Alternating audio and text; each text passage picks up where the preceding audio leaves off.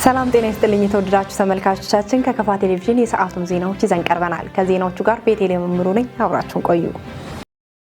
በጊምቦ ወረዳ በ2016-17 የክረምት ወራት በጎ ፍቃድ አገልግሎት ከ14.7 ሚሊዮን ብር በላይ ማትረፍ መቻሉን የወረዳው ሴቶች፣ ህጻናት፣ ወጣቶችና ማህበራዊ ጉዳይ ጽህፈት ቤት አስታወቀ። የክረምት ወራት በጎ ፍቃድ አገልግሎት በወረዳው ትኩረት ተሰጥቶበት ወደ ተግባር እንደተገባም የወረዳው ብልጽግና ፓርቲ ቅርንጫፍ ጽህፈት ቤት አሳውቋል። ከወረዳው መንግስት ኮሚኒኬሽን ጉዳዮች ጽህፈት ቤት የተገኘውን ዘገባ ብሩክታይት ብርሃኑ ታቀርበዋለች።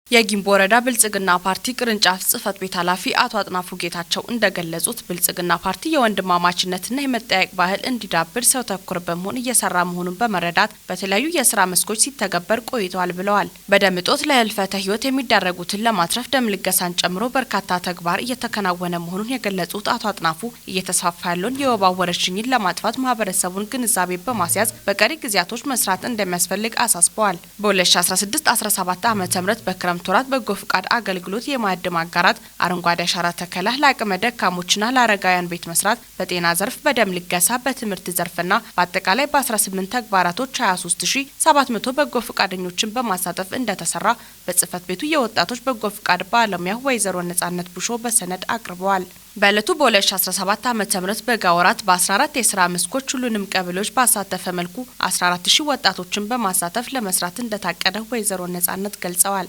ከየቀበሌዎች የመጡ የፓይለት አመራሮች መረጃዎችን በማደራጀት ለወረዳ ማዕከል የማቅረብ ውስንነትና ሌሎች ጉድለቶችን በጋ ወራት ላይ ለማስተካከል የሚረዳቸው መድረክ መሆኑን ጠቁመዋል። የክረምት ወራት በጎ ፍቃድ አገልግሎት ለማህበረሰቡ የሚሰጠው ጠቀሜታ ከፍተኛ ነው ያሉት የወረዳ ዋና አፈ ጉባኤ አቶ እንዳለ ወልደ ጊዮርጊስ በዘርፉ የታቀደውን እቅድ መነሻ በማድረግ ተግባር ላይ ማዋል ያስፈልጋል ብለዋል። በጎ ፍቃድ አገልግሎት በመልካምነትና በፍቃደኝነት የሚሰራ ተግባር ነው ያሉት የጽህፈት ቤቱ ኃላፊ ወይዘሮ ታደለች መኩሪያ የክረምት ወራት በጎ ፍቃድ አገልግሎት ስራ ላይ ወጣቱን በማስተባበር በዘርፉ ውጤት ለማስመዝገብ ጅምር ላይ ያሉ ተግባራቶችን በጋ ወራት ላይ ማከናወን ያስፈልጋል ሲሉ ገልጸዋል። በመጨረሻም በተግባር ግንባር ቀደም ለሆኑ ቀበሌዎችና ወጣቶች የእውቅና ሰርተፍኬት ተበርክቶላቸዋል።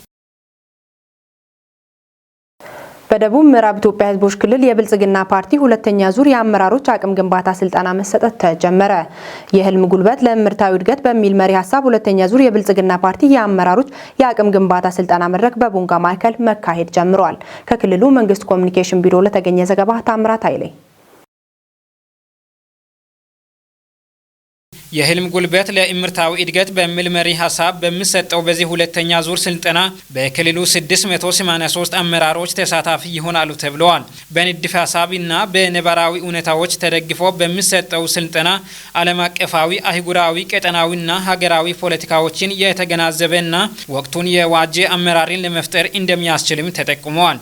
ስልጠናው ሀገራችን የጀመረችውን የብልጽግና ጉዞ ከግብ ለማድረስ አመራሩ በአስተሳሰብ፣ በእውቀት፣ በክህሎትና በስነ ምግባር የተጣለበትን ኃላፊነት በብቃትና በቁርጠኝነት እንዲወጣ ያግዛልም ተብለዋል። በመጀመሪያው ዙር ስልጠና የተሳተፉ አመራሮች በስልጠናው አስተባባሪነት፣ በአሰልጣኝነትና በአወያይነት እንደሚሳተፉም ተገልጸዋል። የህልም ጉልበት ለምርታዊ እድገት በሚል መሪ ሀሳብ በሚሰጠው በዚህ ሁለተኛ ዙር ስልጠና ከፌደራል እስከ ቀበሌ ደረጃ የሚገኙ 24851 አመራሮች ተሳታፊ እንደሚሆኑም ታውቋል ሲል የዘገበው የክልሉ መንግስት ኮሚኒኬሽን ጉዳዮች ቢሮ ነው። ወረዳውን በተለያዩ ጤና ተግባራት ሞዴል ለማድረግ የተጀመሩ ስራዎች ተጠናክረው መቀጠላቸውን የጨና ወረዳ ጤና ጥበቃ ጽህፈት ቤት አስታወቀ። ከወረዳው መንግስት ኮሚኒኬሽን ጉዳዮች ጽህፈት ቤት የተገኘውን ዘገባ አንተነህ ፍቃዱ ያቀርበዋል። ጽህፈት ቤቱ ቀደም ሲል በቦባ ቆጫ ቀበሌ በጤና ስራቸው ሞዴል የሆኑ 2 የልማት ህብረቶችን ማስመረቁ የሚታወስ ነው። ለሁለተኛ ዙር በቦባ ቆጫ ቀበሌ በባጫ መንደር በጤና ሞዴል የሆኑ 2 የሴት ልማት ህብረቶችን አስመርቀዋል። ልማት ህብረቶች በ18ቱ የጤና ፓኬጅ ሞዴል መሆናቸውን የወረዳ ጤና ጥበቃ ጽህፈት ቤት ኃላፊው ወይዘሮ አብነት ሲአ ገልጸዋል። ሞዴል የማድረግ ስራው በወረዳ ደረጃ በቅድሚያ 5 ቀበሌዎች ሞዴል ለማድረግ ታቅዶ መጀመሩን ጠቁመዋል። ቀድመው ከተመረጡ 5 ቀበሌዎች መካከል 2 ቀበሌዎች ከልማት ቡድኖች የተጀመረ ሲሆን በቀሪዎቹ ይቀጥላል ብለዋል። እንዲሁም አጠቃላይ የጤና ጽሕፈት ቤት ባለሙያዎች፣ የቀበሌ ጤና ኤክስቴንሽኖች፣ ከወረዳ የቀበሌ ደጋፊ አመራርና ሌሎች አካላት ድጋፋቸው ጠንካራ እንደነበር ገልጸው ያደረጉት አስተዋጽኦ አመስግነዋል። አያይዞም ይሄ ቅንጅታዊ አሰራርን በማጠናከር በተያዘው እቅድ መሰረት ወረዳውን በሁሉም ጤና መስኮች ሞዴል ለማድረግ ሁሉም አካላት የጀመሩትን ተግባር አጠናክሮ እንዲያስቀጥሉም ጠይቀዋል። በመጨረሻም ሌሎች ቀበሌዎች የልማት ህብረቶች ተሞክሮ በመውሰድ ቤታቸውንና አካባቢያቸውን ከቆሻሻ የጸዳና በጤና ሞዴል ማድረግ እንዳለባቸውም ገልጸዋል። የተደራጁ መረጃዎችን ተደራሽ በማድረግ በመንግስትና ህዝብ መካከል ያለውን ግንኙነት የማጠናከሩ ተግባር ተጠናክሮ መቀጠሉን የከፋ ዞን የመንግስት ኮሚኒኬሽን ጉዳዮች ጽሕፈት ቤት አስታወቀ። የዘገበው የደቡብ ራዲዮና ቴሌቪዥን ድርጅት ቦንጋ ቅርንጫፍ ነው። ተጨማሪ አለ። የከፋ ዞን የመንግስት ኮሚኒኬሽን ጉዳዮች ጽሕፈት ቤት በዞኑ በሚገኙ ሁሉም መዋቅሮች የመረጃ ተደራሽነት እንዲረጋገጥ የሚደረገው እንቅስቃሴ አበረታች መሆኑን ገልጸዋል። የጽሕፈት ቤቱ ኃላፊ አቶ አዳሙ ሼቱ ጽሕፈት ቤቱ በስሩ በሚገኙ 3 የስራ ሂደቶች በህዝብና መንግስት መካከል ጠንካራ ግንኙነት እንዲኖር በተሰራው ስራ አበረታች ለውጦች መመዝገብ ችለዋል ብለዋል። በሌላ በኩል የማህበራዊ ሚዲያ አጠቃቀም ላይ የሚስተዋሉ የግንዛቤ ክፍተቶችን በመሙላት የተደራጁ መረጃዎችን በሁሉም ወረዳዎችና ከተማ አስተዳደሮች ውስጥ ለሚገኙ መዋቅሮች የተለያዩ ስልጠናዎችን በመስጠት የተቀላጠፈ እንቅስቃሴ እንዲኖር መደረጉንም አንስተዋል። እንደ ሀገርም ይሁን እንደ ክልል በተለይ የማህበራዊ ሚዲያ አጠቃቀም ስፔሻሊ ይሄ የማህበራዊ ሚዲያ ፕላትፎርሞችን ፌስቡክ የምንለው፣ ቴሌግራም፣ ኢንስታግራም፣ ቲክቶክ፣ ዩቲዩብ እነዚህ አይነት ነገሮችን በአግባቡ እየተጠቀሙ ከጥፋት ይልቅ ለለውጥ እየተጠቀሙ ያሉበት ሁኔታ አለ። በዚህም መሰረታዊ ስር ነቀል የሆነ ለውጥ እንደመጣ ያየንበት ሁኔታ አለ። ግን እንደኛ ዞንም ቅድም እንዳልኩት ይሄን ጉዳይ በሚመለከት እስከ ወረዳ እስከ ከተማ አስተዳደር ንቅናቄ ፈጥረን ስልጠና ሰጥተን ብዙ መሰረታዊ ለውጦች የመጡበት ሁኔታም አለ። ታች በሁሉም መዋቅሮቻችን አካባቢ ሲነል ብዙ እነዚህ ሽምቅ ተዋጊዎች የፌክ አካውንት ከፍቶ አካባቢውን ለማተራመስ ችግር ውስጥ ለመክተት የሚፈልጉ ሰዎች ጭምር እየተጋለጡ እንደዚሁም ግንዛቤ የተፈጠረላቸውም ወደ ትክክለኛ ትራክ እየገቡ ያሉበት ሁኔታ አለ። ግን አሁንም አልፎ አልፎ እንደኛ ዞን ስፔሻሊ ምንም የማይጠቅመውን ነገር ይዞ ተገቢ ያልሆነና ትክክል ያልሆነውን ነገር ይዞ የአመራሩን ስም ለማጥፋት ጥላሸት ለመቀባት መንግስትና ፓርቲውን እየመሩ ያሉትን ሰዎች ለማሸማቀቅና ወደ ኋላ ለማስቀረት የሚፈልጉ ሰዎችም እንዳሉ እየተረዳን ያለንበት ሁኔታ አለ። እኔው መጨረሻ ላይ የሚለው ግን ይሄ ምንድነው ምንም የሚያመጣው ፋይዳ የለም። እውነት ለመናገር እርስ በራሳችንን ከማባላት ከማነቋቆርና ከማላየት ያለፈ ምንም እኛን ፈቀቅ የሚያደርግበት ሁኔታ ስለሌለ ይሄን ጉዳይ የሚያደርጉ ሰዎች ከድርጊታቸው ቢቆጠቡ ይሄን ደግሞ መንግስትም እንደ መንግስት እየተከታተለ እየሄደ ያለበት ሁኔታ አለ። ግንዛቤ ያስጨበጠ ያለበት ሁኔታ አለ።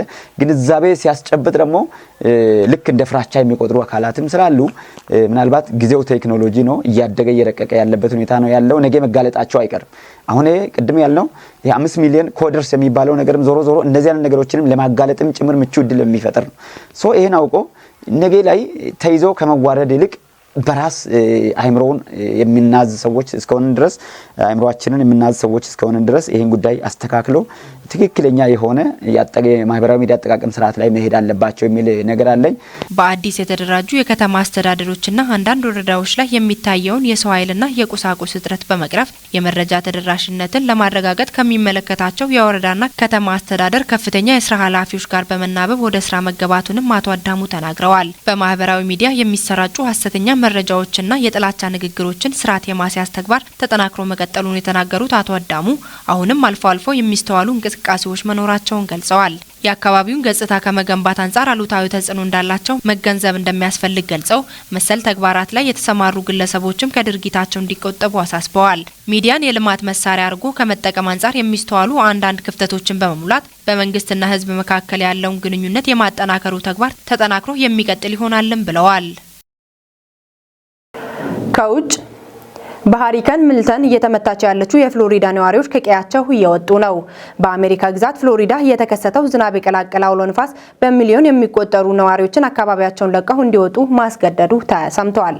ፕሬዝዳንት ጆ ባይደን ከተከሰተው በይበልጥ በቀጣዮቹ ቀናት ፍሎሪዳ ዝናብ በቀላቀለ አውሎ ንፋስ ልትመታ እንደምትችልና በዚህም 3.5 ሚሊዮን ዜጎች በአደጋው ሊጎዱ ስለሚችሉ ከአካባቢው እንዲወጡ አዘዋል።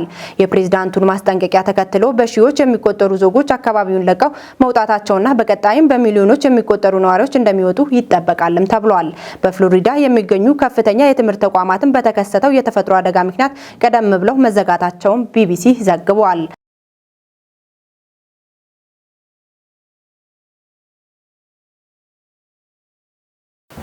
ክቡራን ተመልካቾቻችን ለሰዓቱ ያዘጋጀንላችሁ ዜናዎች እስካሁን የተከታተላችኋቸውን ይመስሉ ነበር።